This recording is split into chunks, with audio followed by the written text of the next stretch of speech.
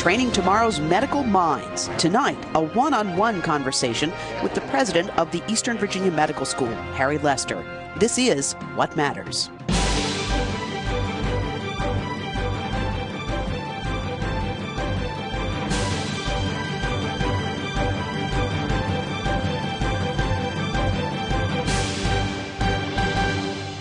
Good evening, I'm Cathy Lewis. The Eastern Virginia Medical School was once a fledgling enterprise created in the 1960s from the fear that there wouldn't be enough physicians to serve a growing Hampton Roads.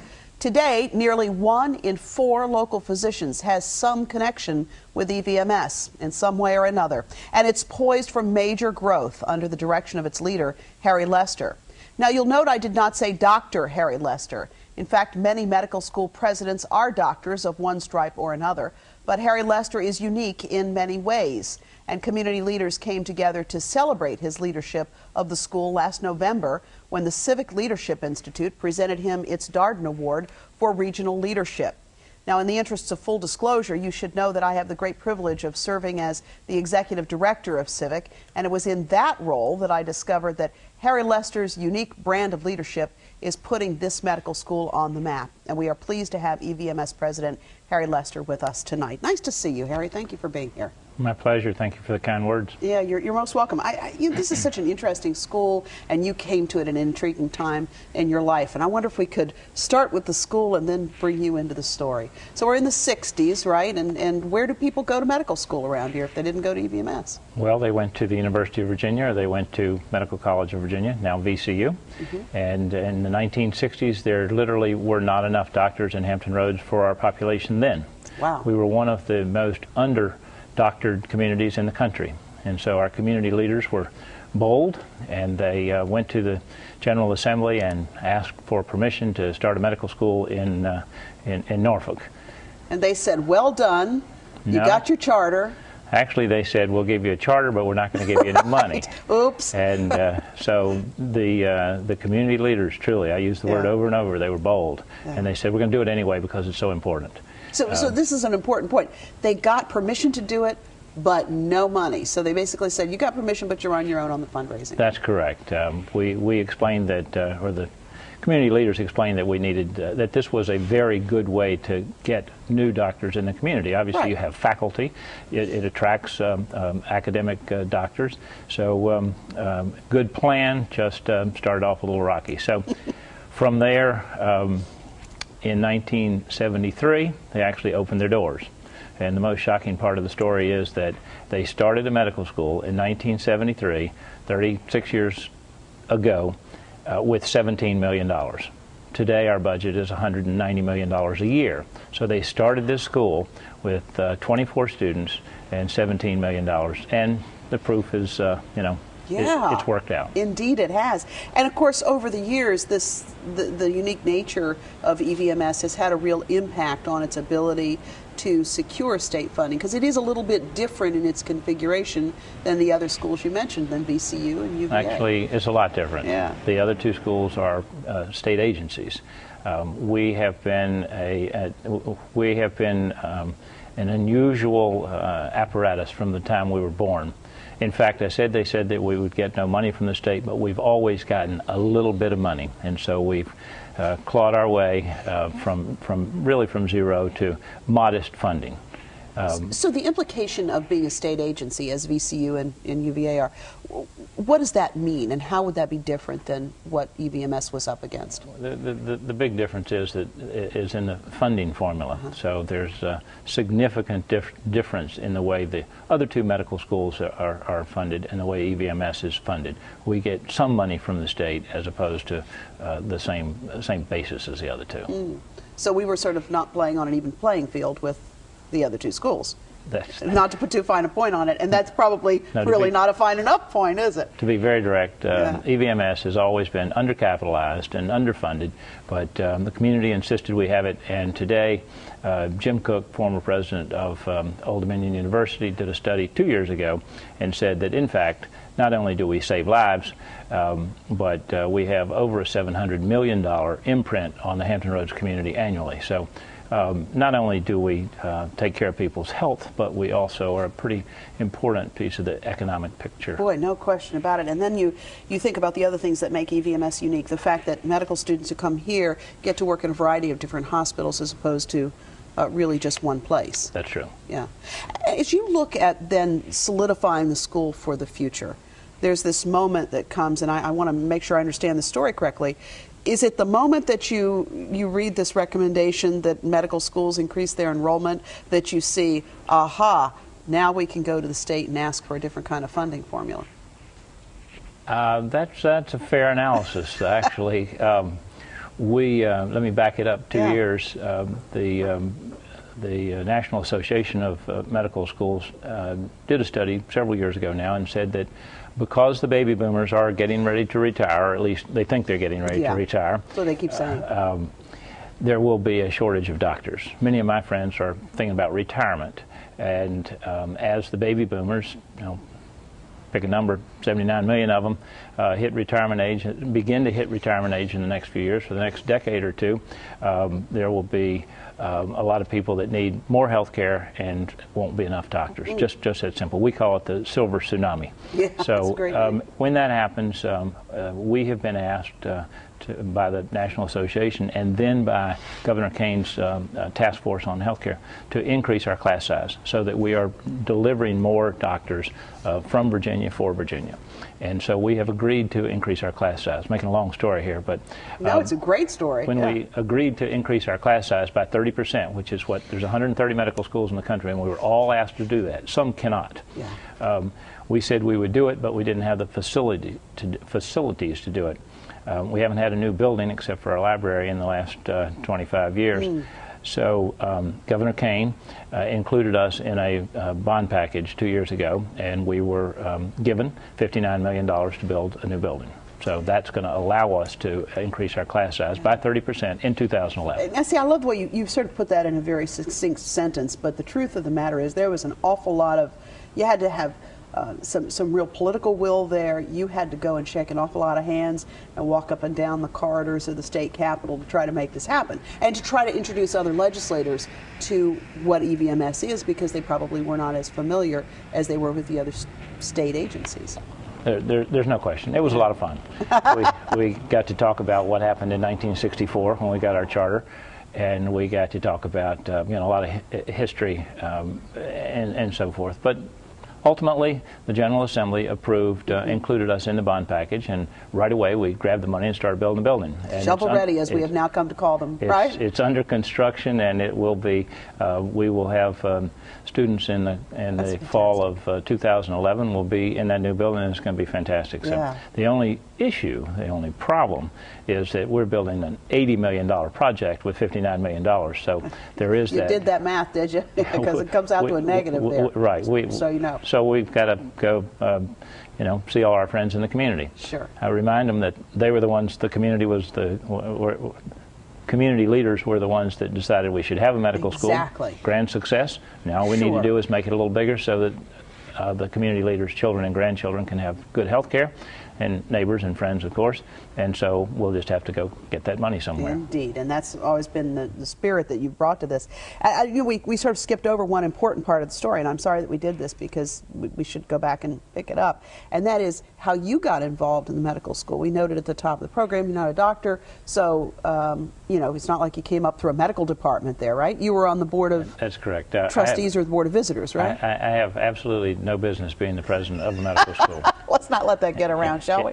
In fact, I was the I had been on the board of visitors for 5 years, and I was the rector. That's the chairman of the board in Virginia parlance. Yeah. And the then president stepped aside abruptly, and we had some issues, and not the least of which was where we were going to get our revenue going forward, our appropriate revenue. And so I went home and told my wife that I was going to be the president of medical school, and she said, no, come on, really. She thought it was hysterical. So at any rate, we lived through all that. Most of my friends agreed with her that, it didn't make much sense. And I assured them I'd be out of there in 90 or 120 days. And it's been 5 years. Yeah, famous last words. Anyway, and it's been the best part of my whole life. Yeah. So I'm sure of that. But because, as you think about that transition, and it is an interesting transition from a role on a governing board which is sort of a different deal than, in some respects, than running the institution. As you look back to that moment, did you have a full idea of what that transition would be like, and where were the sort of surprises along the way? I think it's safe if you to had a say full idea, maybe you wouldn't have done it, huh? I think it's safe to say I was clueless. So we, at that time, 5 years ago, we promptly brought a consultant in and said, what are the things we ought to be working on? And worked closely with Centera, our primary hospital partner, and we figured out what our issues were, and we just went about it. So a lot of people worked really hard, and you know, life got better. Yeah, indeed. So it's all good. Yeah, indeed. As you look at what your challenges are now in this capacity, I wonder what it is that caused you to make that decision that said, yeah, I'll be there for, you know, a little bit of time, about that long, then I'll be going back to do some other things. 5 years later, here you still are. What happened along the way that encouraged you? Because I've known you for a lot of years. You don't impress me as somebody who's going to just go and park yourself somewhere when there's not a challenge. So there had to be something in this where you said, yeah, I think I can make a difference there. Well, I guess the real story is that I decided I'd stay 6 months, and then I decided I'd stay a year, and then I decided to stay another year, and so finally I had to say, okay, I'll stay at least until, you know, so-and-so. Yeah. So I think when you recognize that you're making some progress, and you know, you never quite get through, but it's like our researchers. I ask them why they do this stuff, and they say, well, because they're going to be the first person that gets this done, but they're never done. So they're always, as soon as you learn one thing, you want to learn the next. So it's just it's no different from anything else. Yeah. I know you really the challenge remains. I know you really enjoy some of the traditions around EVMS, and certainly there are traditions in medical schools across the country. But that whole business where they dress up when they get their word about fantastic. Tell us about that. It's a great day. It's the third week in March, and across the country, medical students that are getting ready to graduate. You know, they go to medical school for 4 years, and then they have to go practice for 3 years before they can, you know, do whatever comes next, and sometimes that's more years. And we've got some pictures of that right now that are on the screen. On that day, literally, they all dress up. They have a theme. And they all get to come on stage one at a time, and you know, have their and learn seconds. Where they're going. And no, actually, they have to go. They get their envelope, and then at 1 o'clock across the country, people open those envelopes. And the concept of sitting there for an hour or more with that envelope in your hand that tells you where you're going to move is pretty exciting. And then you can imagine they go crazy. Yes. So it's pretty exciting. It's wonderful. It's a wonderful bit of video. You can see this is sort of a winsome moment. Oh, I'm right there. It's a lot. And it's a great day because they're all happy. Everybody's happy, right? Yeah, it's a beautiful thing. You have what, 118 slots in this medical school. How many applications did you have? Last year we had about 5,200 applications for 118 spots. So don't apply for medical school unless you've got north of a 3.5 grade average and good grades, really good grades in your sciences, and you know, pretty healthy number on your MCAT scores. It's hard to get into medical school, which is very refreshing to think that there are that many smart young people that really do want to go to medical school. And very encouraging, isn't it? Because you know, you don't want you kind of want the best of the best, don't you? Let me something that I'd love to have a moment to talk about is most people don't know what a medical school is. Many of my friends, after 5 years, think I work at a hospital, and that's okay. It doesn't really matter. A medical school does three things. We train those students that we've been talking about most of the time. We also do research, and we also have a clinical practice. We have 200-some doctors that see patients. So a medical school does all three of those things every day, and that's the way it weaves itself into the fabric of the community. Not only do we have 118 times 4 medical school students, MD students, but we have about that same number of what we call health professions, which are physician's assistants and surgical assistants and masters in public health and a series of degrees, art therapy. At any rate, so altogether there's probably close to 900 students that are doing something about health-related higher ed. And that's really amazing, and it's an important distinction because that's where so many of the jobs of the future are going to be. I mean, every employment outlook I've seen says these health-related professions are going to be huge. At our physician's assistants white coat ceremony recently. That's when they get their coats and they're ready to go to work. The speaker said that, and I can't remember exactly the numbers, 98% of the people that have graduated with a physician's assistant degree, it's a master's in physician's assistant degree, say that they'd recommend their profession to their friends. Think about that. Wow. 100% of them get a job. That's fantastic. So if you, well, I'll quickly say that we had over 1,000 applications for 50 of those spots last year. But truly, when they graduate, they've got a job because, as we just discussed, there's going to be a doctor shortage. So there's going to be, I'm telling people the stuff they know, I suppose, but there's going to be more physicians, assistants, and other health professionals that you see instead of always seeing an MD. Boy, and that's a shift for all of us, isn't it? Absolutely. I mean, sort of in our own orientation Get used around to it. Yeah, exactly so. And if you'd like for me to give advice to anybody that wants to listen, get a doctor younger than you are. Oh, yeah, yeah. As soon as you get over the fact that they might look like they're 10 years old, you realize that they have all the medical training to take care of you. Boy, so true. You were quoted once as saying that the quantity and the quality of health care in this community would deteriorate if EVMS were not here. And it is so true. With the thing, what you were just talking about, the clinics that are operated. It's so impressive to see these young people who really on their own accord have gone out and started free clinics and work in free clinics. There really is a culture of service in this place. I have lunch with a dozen students about once a month, and I always tell them I give them a sandwich and a cookie and a soft drink, and so they don't really owe me anything. Just tell me, you know, just talk to me. Ask them where they're from and why they're here. And every single time, students, I say, why did you come here? Why didn't you go to someplace else? And every single time they tell me that they come here because two reasons. One, the collegial atmosphere. The students can see the faculty whenever they want. They work together and they play together, so it's very collegial. And the other is community service. And we haven't had an office of, you know, we want you to go do this community service. Students, and I ask them how they know, and they tell me that I'm old, but you know, students know stuff these days because they share it on the internet, and they come here because of community service, and they really do start free clinics. They mentor, they help people with their Medicare forms. They do all grades of stuff. It's remarkable, isn't it? It's one of the reasons it's really easy to get down there every day. And I know recently with the terrible tragedy in Haiti, these medical students, it's interesting, at EVMS started something that really caught on nationwide in medical schools across the country.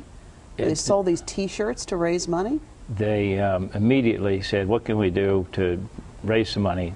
They printed these T-shirts that say, medical students for Haiti, and for 15 bucks, anybody can own one.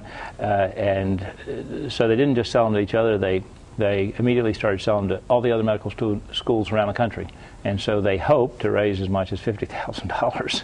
It's remarkable, and they just do that stuff in their spare time, and you say, how do these guys have any kids have any spare time? Right. And they just do it. It just makes you feel so good. So. And they probably have found a place that supports that service orientation that they have, which probably makes all the difference in the world too.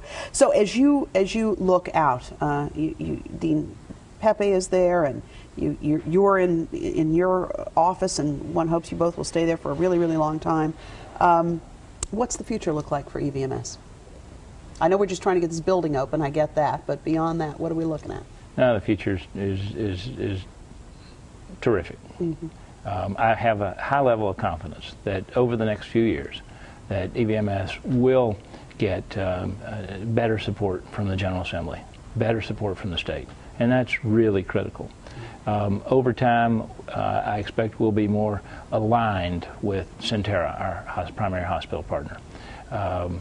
Those things just are going to make the system work better and better. Our vision is to be the best community-oriented medical school in the country.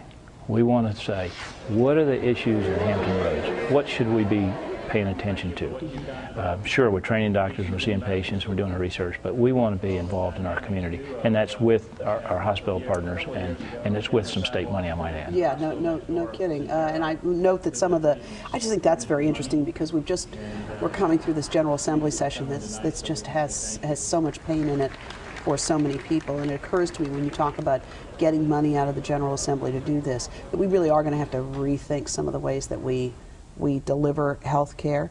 And I know that EVMS has a focus on a number of specific areas in terms of healthcare, one of which is diabetes. And we just think about that disease alone. You look at the implications of that, and man, we have to start doing some things in a different way, right? We really do. Our head of diabetes, he's actually the chair of internal medicine. His name is Jerry Nadler, and he's a superstar.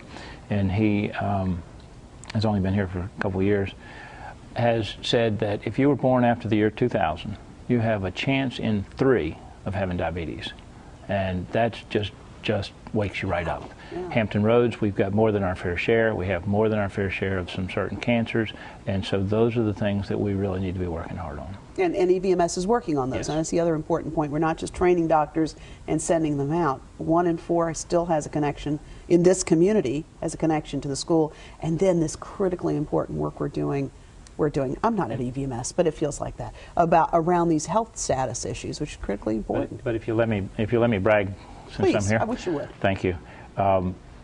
Academic medicine, the people that are there at EVMS are not there by mistake. They could be community doctors, which we have 1,000 community physicians that we're very happy to have on our community faculty. But the full-time faculty at EVMS are there because they want to be involved in teaching and they want to be around research. So if you have a health problem, where do you want to go? I'll tell you where I want to go.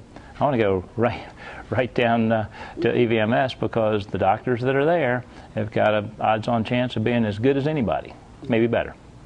It's a tremendous advantage to have in this community, and it's one of those, former Governor Jerry Beliles always talks about priming the pump. I think that's such a great image because it seems like to me that's what they did in 1960 when they said, we look out, we see this issue, we have to prime the pump, make sure that something is there to respond to it. I've already said it twice, bold. These were very bold community leaders, and they were not to be denied. They got a medical school here. We've just gotten a little better and better and better, and our day is going to come. We've been told by some pretty smart people that if we ever really get it together and we really get going, that we could be the go-to place between Johns Hopkins and Duke. Really? Well, we've got 2 million people that live here, in our catchment area. Right. So, and we have 1 medical school, and we have a dominant hospital system, and if we ever get it right, which we're working hard to do, folks, we could be a really big deal. So, yeah, you want to know about the future? That's the future. It's good. So what is it going to take to get it right? Well, money is usually a pretty good driver, but no, it's just continuing to work on the same sorts of things. Yeah.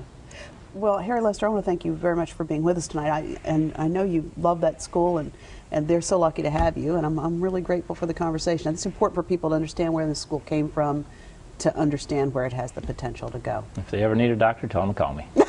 Well done, will do. Thank you. Thanks for being with us. I'll be back in just a moment with a final thought.